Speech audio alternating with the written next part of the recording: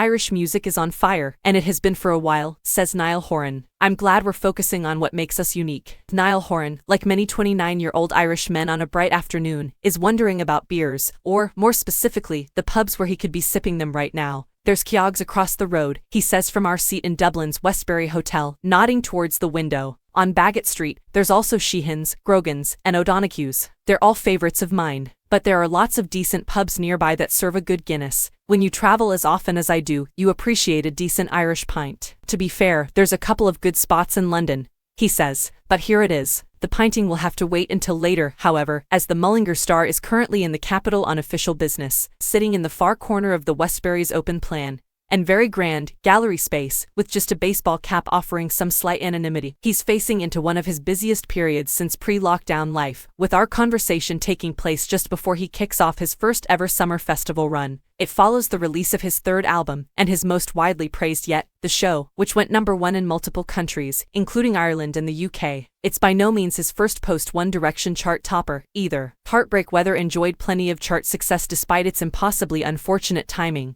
while 2017 Seconds Flicker scored the #1 slot on both sides of the Atlantic. Outside of his own solo music, he's also kept busy on the small screen, as a coach on the hit US edition of The Voice, and around the fairways, as the founder of the Modest golf management company, whose impressive roster includes big names like Leona Maguire and Tyrrell Hatton. Between all that, Niall clearly isn't doing too badly, but in conversation, he doesn't come across as a young man driven by unbending ambition and shiny dollar signs. As has been observed by most people who cross paths with him, he's shockingly ordinary, in the best sense of the word. Despite the world-consuming success of One Direction, he appears to have emerged from boy band stardom relatively unscathed, something he attributes to regular slaggings from friends back home. It's just Mullingar, he laughs. Every time I go back I'm like, thank God I grew up here. I didn't realize how lucky I was growing up. All I wanted to do was get out of there. Now I can't wait to go back. It's just the characters, the style of upbringing, the simplicity of life, the school, the football team. Having traveled the world, I now realize, years later, how lucky we were to have an Irish upbringing, he continues. It's the best upbringing you can ask for. When you reach a certain level of pop stardom, artists generally belong to the world more than the community they emerged from, yet Niall remains one of the exceptions. Despite currently being based between London and Los Angeles, he ultimately aims to return to Ireland.